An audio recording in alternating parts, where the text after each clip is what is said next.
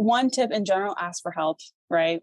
Get help, friend, partner, neighbor, mom, just ask for help with this stuff. It can be really fun to get in the kitchen with someone. And I think that people like making food for other people if they have the time and resources to do it. So.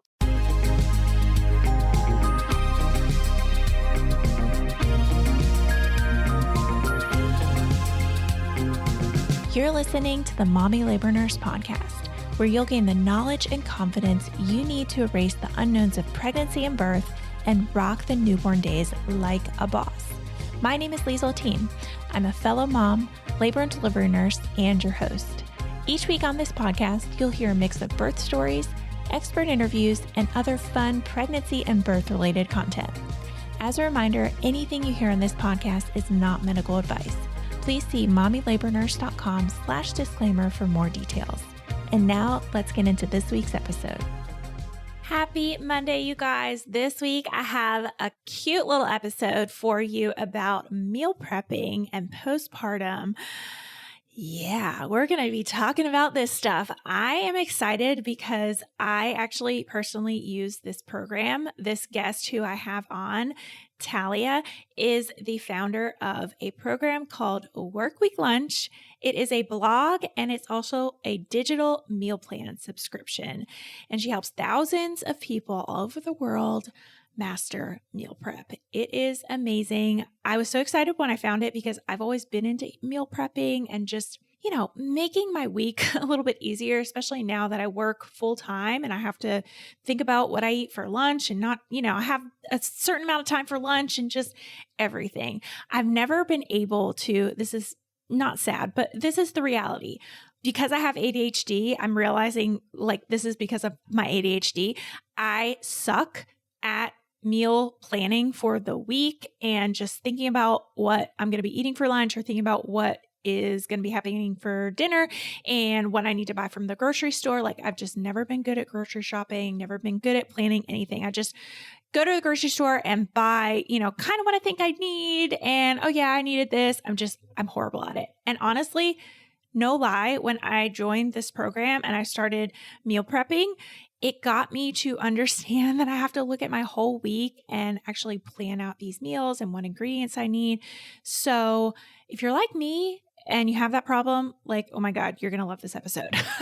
So anyways, like I said, I had Talia on today for this week's episode. She is the founder of Workweek Lunch. She is also the author of the Workweek Lunch Cookbook, which includes 60 approachable and delicious recipes that are designed to be prepped and stored. Talia is a self-taught home cook, which I appreciate because, I don't know, I feel like you can relate to people like that. Not to say, if anybody's listening, went to formal, I guess there's cooking school, right? You go to cooking school. I sound horrible right now. I don't know this. Anyways, I feel like you can relate to somebody who is self-taught. I self-taught myself a lot. So I just like the fact that she's a self-taught home cook, okay? And she started her program, Workweek Lunch, in 2016. So she's been out there for a little while to help teach her peers how to cook easy, balanced meals to save time and money through her Instagram, which now has grown to almost 500,000 followers at the time of this recording. Yeah, crazy. So today we talked about the benefits of meal prepping for pregnancy and postpartum, because there's a lot of benefits, and how to get started because it can be very overwhelming. I remember when I first got started, it's very, very, very overwhelming because there's just a lot of moving pieces. We talked about some tips for meal prepping in that last month of your pregnancy to make your life easier once baby comes. And then we talked about some tools, that you might need on hand to make it a little bit easier, and just, some things that you might have not thought that you needed that you might need. Packing your hospital bag is one of those pregnancy must-dos on every pregnant woman's mind, but the thing is, it can be tricky to know what to pack. Truthfully, as a first-time mom, I was such a slacker when it came to packing my hospital bag for labor. I was lucky I didn't go into labor a few weeks early because I would have not been prepared for anything.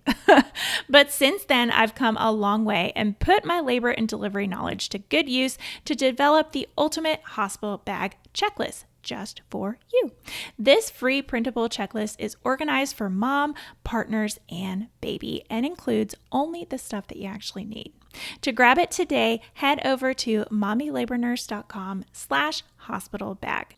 Your completely free list is waiting for you at mommylabornurse.com/hospital bag. Hi, Talia. Welcome to the Mommy Labor Nurse podcast. Thanks so much for being here today with me. Thank you, Liesl, for having me. I'm so excited to get into it. Yeah. Can you just start by telling our listeners a little bit about yourself, your family, where you're from, if you have any pets, what you ate for breakfast? I don't care. Anything you want to share.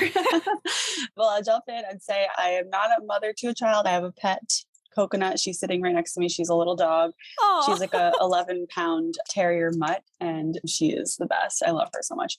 No, I'm in Seattle, and I have a company called Workweek Lunch, and I started the company to help people conquer their food stress and just make food not stressful, have it be a seamless part of their lives. And this is something that we need in all stages of life. And we have a subscription and a cookbook and an Instagram. Yeah, you got it all. No, I love what you guys are doing. And I love that I feel like we're similar in that like your face is on it a whole lot. And I can tell you're really, really passionate about what's going on and just meal prepping and everything that goes along with it.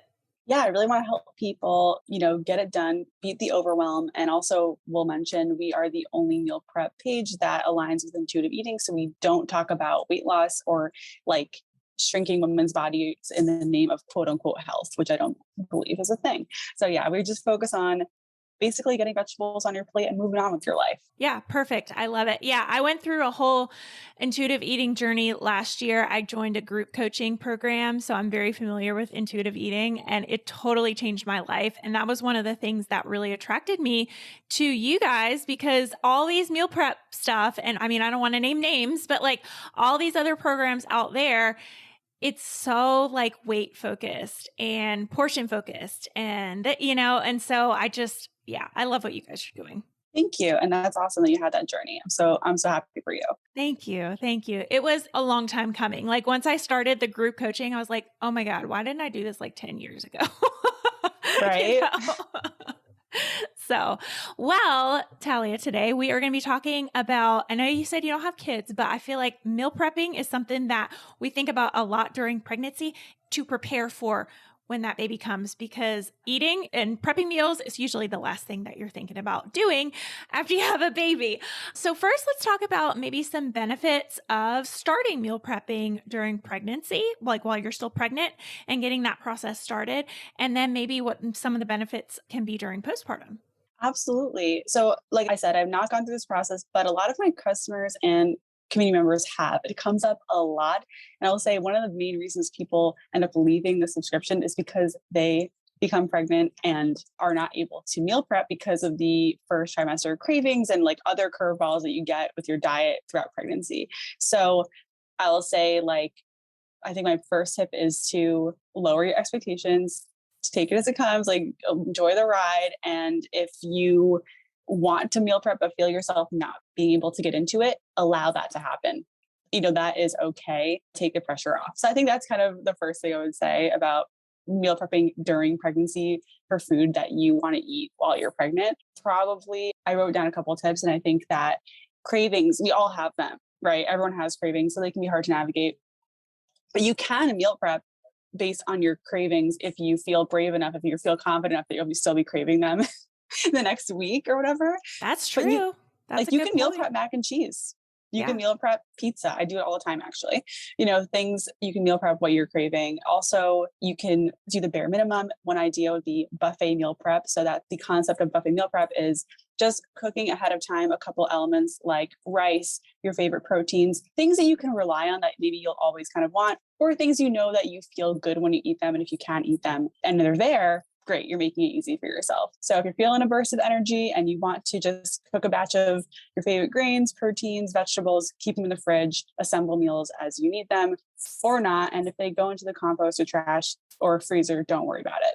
Yeah. Be kind to yourself, So I think buffet meal prep, if you know you can eat the food that you're cooking in ahead of time in your pregnancy, you feel like that's something you're able to do, then that would be the best bet, I think. Yeah, for sure. No, I love that. And I love that you touched on cravings too, because sometimes all you can get down, especially in that first trimester, is something that you're craving. And sometimes that doesn't even work, But yeah, no, I love that. Okay. So what are some really great benefits? Because I feel like I already know, but what are some really great benefits that meal prepping gives you after you have a baby? I mean, God, I could talk about the benefits in general forever. But I think that honestly, sanity, one less thing to think about when you were in that journey. Oh my God, like just not having to think about it, feeling that sense of security with yourself that past pregnant you took care of new mom you, You're high-fiving your past pregnant self. Yeah. No, I love that. Yeah, I'm sure it saves like a ton of time too. Yes. Yeah. It saves the time. So like I'm just kind of like talking about what I assume people are going through, but it's like, if you need to nap and you have to choose between napping, cooking, showering, all that stuff, you don't have to cook because you've already done it, stuff like that. So it eliminates that thing. So I think that's the biggest thing. And then also it is self-care. So having the food that will make you feel energized around is going to really help you. And this goes for going through any transition, like a new job, or if you're going through depression or just any transition, moving, right? Just knowing you can rely on the go-tos is so great. Yeah, totally. And sometimes I was just going to say, when you started in pregnancy and start to learn like, okay, these are the foods that I like and I can rely on, starting to like make a list. Okay. In postpartum, I know I can make, burritos or whatever and put them in the freezer because I ate a ton of them during my pregnancy. So just kind of having that like running list and knowing that what I have in my freezer, what I have in my fridge right now, I actually do like. It's not hey, I'll take a meal from somebody, right? Like I'll take a meal from whoever, like great. But also there's value in having stuff that, like you said, brings you comfort because you like it. Yeah. And I guess it's kind of a question for you, but I mean, in this process of going through pregnancy and becoming like just having a kid, can you rely on your previous diet, like what you liked before pregnancy to advise these decisions? Or do you think that like your cravings and just everything changes so much that you have to start from scratch? You know what? I'll say to that, I would rely more on your pre-pregnancy self. But I would say it doesn't change that much. I mean, I'm sure there are extreme cases, right? And there are some people who like really, really like, I was like really turned off by like Mexican food during my pregnancy, but I knew that I really liked it. So I'm like, okay, I know I'll be able to eat Mexican food again. I don't know what it was. It was like something with beans and texture. I don't know. But the texture of beans is already, I can imagine how it's maybe, I don't know. I don't know. It just, for some reason, I was like Mexican food, bleh. But I knew that, I mean, hey, like I like Mexican food before I got pregnant. So this is something I could definitely have. Yeah. So open that when you're thinking of ideas to make for postpartum, like open it up to like, what did I used to like before I had these wild cravings? Yeah, So for sure. Well, let's talk about getting started because I know when I started in my meal prep life, it's very overwhelming to even think about, oh my gosh, I have to like make all this food and how do I store it? And like, what do I even do? And bleh, your mind can spiral. Isn't it funny how we just like, we have this drive to throw ourselves into different projects and just like do it the best like right away and just like 0 to 60 it. And that's not the case. Like I recommend starting slow, starting small. I personally would suggest prepping one meal in one session and just checking it in your freezer and kind of going slow, like building your postpartum freezer stash. Maybe once every 2 weeks, you're just making something else, adding it to your freezer until your freezer is just so full, or something like that. So I think that's the approach I would take. If you don't have any containers at all, if you have you've never meal prepped before, think meals you would make for like family style, think casseroles and like kind of the comfort food you would make around the holidays even. Those are the things that prep the best. Soups are extremely reliable. Mostly not cream-based if you're going in the freezer, but like tortilla soup is my go-to. I know we're going to talk more about that, but things that like soups like that, you can always bet on for meal prep. So that would be a good place to start too, just to get the hang of it. Like it doesn't even take that long. You could do a soup in like 30 minutes. It's one pot. The chopping is probably the longest part. And then the other tip I would say also just in the beginning, rely on pre-made ingredients. There's nothing wrong with using rotisserie chicken, pre-made sauces, canned stuff, frozen vegetables. Save yourself the like work smarter, not harder. You don't have to chop up a bunch of fresh vegetables. Frozen is totally fine and great. Yeah, no, you're totally right. I love in your program too, you say like a lot of alternatives, like, hey, if you don't feel like making your homemade salsa, like it's okay. Like get this instead, Yeah, exactly. Yeah. Well, I know. Yeah. When I first started, I found you guys. So my tip is to look at Workweek lunches because that is a perfect resource if you feel overwhelmed, because I feel like you guys did a really good job. You guys do a really good job for new members saying, hey, this is what you need to do to get started. All right, the sound of that baby crying means it's time for this week's segment of Birth It Up Babies. All right, this one says, hi, Liesl. I just wanted to send you a thank you for what you do here. I gave birth September of 2020 to my sweet boy, and I purchased the epidural course, and it helped so much. My birthing experience was not 100% what I imagined, but I was able to confidently give birth without the epidural since it didn't work for me, and I am so proud of that moment. I also just accepted my first labor and delivery position, and I'm so excited to start and be an advocate for laboring women and help others through one of the most important moments of their lives. Oh, that's so great. I love that. I went through nursing school in 2019 and I remember using your Instagram Play-Doh and Barbie pictures to help me study for my exams. That's awesome. I've actually had some people reach out from institutions and say, hey, like, can we use your graphics? Like, yeah, of course, if they can help. I even showed my instructor and she was impressed. She was so impressed. LOL. Maybe she was the one who reached out to me.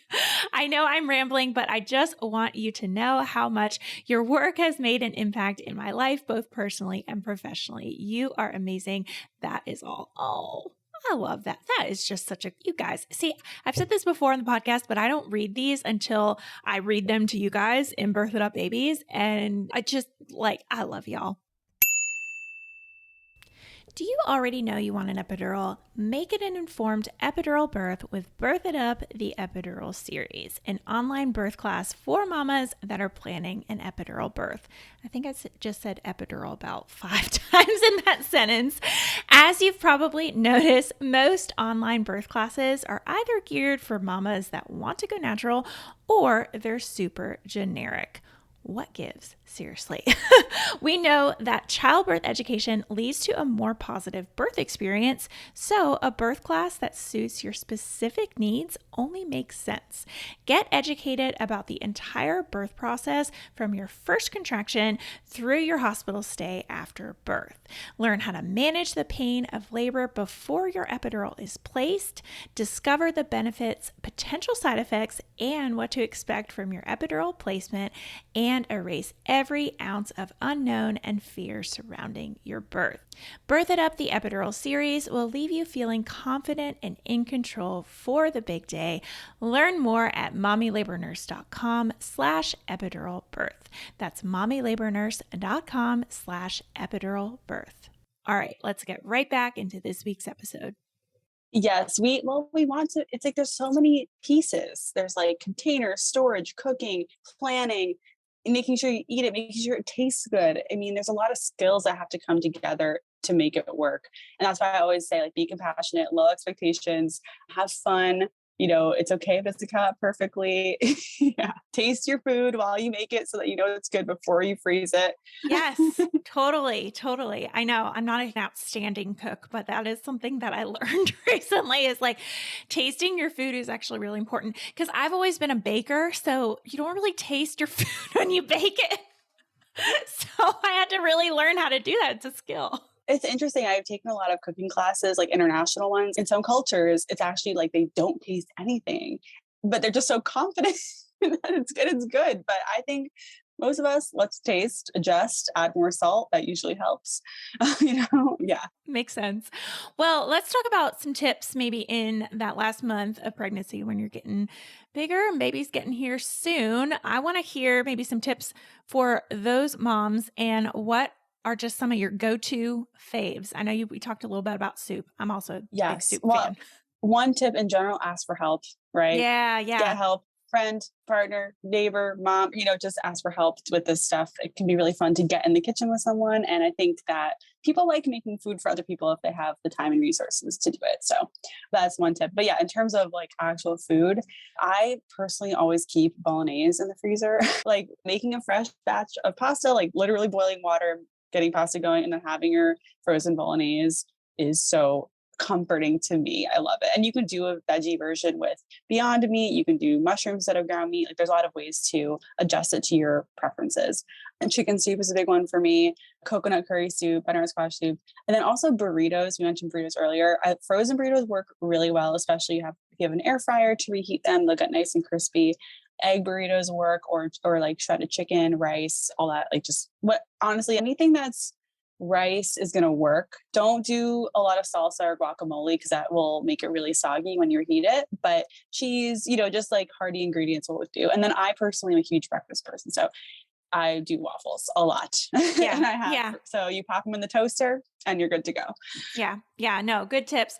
And I'm sure, well, here, I'll ask you, are you the kind of person that does breakfast for dinner every so often, or do you not do that? Okay. That's the thing, right? I'm like, okay. Oh, yeah. Everybody does 100%. That every once in a while, right? I mean, I usually make that fresh. I'll do like a burrito for dinner, but yes, definitely. And I would say like, if you're not really big on the soups, anything like baked ziti or pasta, like think anything with tomato sauce and some pasta and obviously other stuff is going to work really well in the freezer. Yeah. That makes a lot of sense. I know.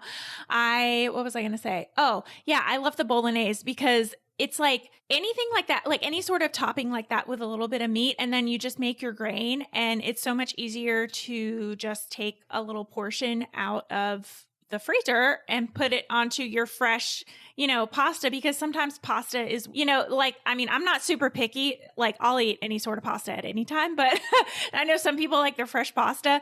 So yeah, maybe thinking about not prepping an entire meal, but like prepping the hard part of it. And then when you have, when you're eating, it's like you're only making the grain or you're only putting the fresh ingredients on. So yeah. I was going to say, if I can I was going to plug just one product tool to make it easier. This is also female business owner, mother. Super Cubes is so great for freezing stuff. I highly recommend starting with the 1 cup tray. So basically what it does, it's like a big ice cube tray, and you put portions of frozen ingredients or meals even, and then you just pop them out and it's like a cube of a frozen whatever, and you can store them in Ziploc bags or containers or in the tray themselves. And it just makes it so much, there's like no freezer burn. And obviously anything will get freezer burn eventually. Tip for your listeners, everything is safe to eat, even with freezer burn. It doesn't make it unsafe. It just, the texture will be weird. Unless your freezer dies, then it's probably not safe anymore. But you're safe within 3 months. So whatever you're prepping for postpartum, think like 3 months that ideally you'll eat through it. But yeah, Super Cubes is great. Yeah, Super Cubes. Well, we'll link that in the show notes page for people who want to check that out. That sounds amazing. I was going to comment on the burrito content that we were talking about earlier too, because like burritos is also great for postpartum moms. I know I ate a ton of them for breakfast, lunch, and dinner. You can put anything in there. And there are dessert burritos, like you can put chocolate and bananas, Nutella, anything in there, right? And it's really great because you can eat it with one hand, especially if you're breastfeeding. You got to breastfeed, and then you can eat your burrito with one hand. So I'm a big burrito fan. Ooh, now I want to think about more one-handed food ideas. Yeah. There you go. I know for me, I like to drive and eat. I'm like a road tripper. So like, what can I eat while I'm driving? Right. Yeah. Burritos. Hey. Yeah. Well, sure. You mentioned tools, the Super Cubes. So let's talk about some more tools that you'll need, and maybe some tools to kind of make this process a little bit easier. Yeah. I mean, if you are going to do your big, like batch cooking, you need bigger pots and pans. So I think just making sure that you do have a large pot, a large, saucepan with like high edges. I have this big 5.5 quart saucepan from Cuisinart that I love. I use it for like all my meal preps, and you can put it in the oven too, which is great.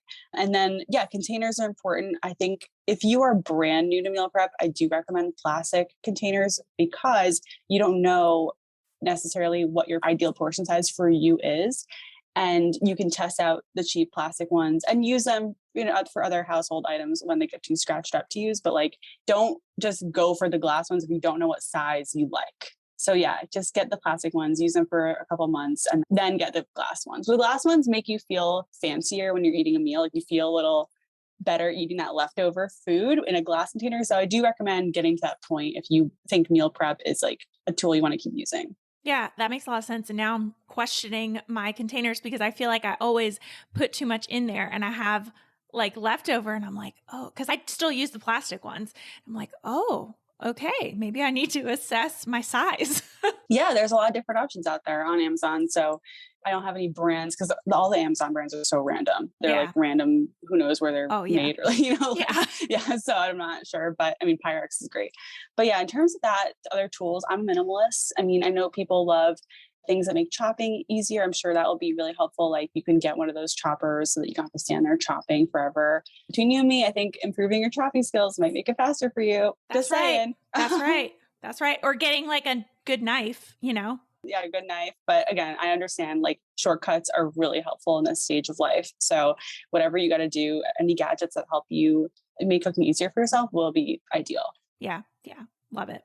Well, any final tips for our listeners about meal prep? Yes, absolutely. So I really hope the listeners be kind to themselves in this process. You got to be kind to yourself, and your meal preps won't work out. This is cooking. We can't control everything. Sometimes you're going to make something that totally sucks, and it's okay. You will learn from your mistakes and make it again. It's worth it. And, think of this as self-care. You're not restricting yourself. You're not, forcing yourself to eat anything. It's okay if you're not in the mood for it. It's okay if you finish it and you're still hungry. All of it's okay.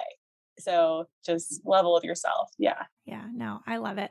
Well, I know you talked about where people can find you in the beginning, but can you remind our listeners where they can find you on social media, your website, your program? That's super amazing.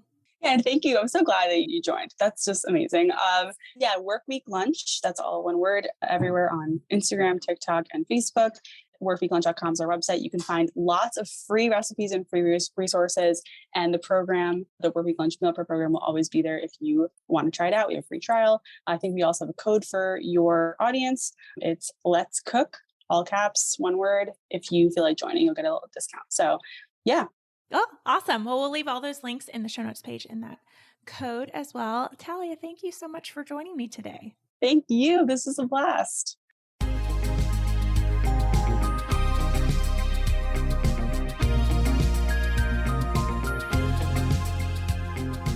All right, guys, that wraps up this week's episode. Thank you so much for tuning in and letting me be a part of your motherhood journey. It is truly an honor. If you like what you heard, don't forget to hit that subscribe button so you never miss an episode. And I love hearing what you guys think of the podcast. So if you're liking what you hear or you have a suggestion, I'd be so grateful if you'd go ahead and leave me a review wherever you're listening to help more mamas just like you find the show. What do you think? Are you starting to feel a little more confident about your pregnancy and birth? Well, if you want more, be sure to head on over to mommylabornurse.com/podcast for today's show notes and a library of episodes so you can keep getting educated before your upcoming birth. And while you're over there, be sure to check out the blog and learn about our online birth classes.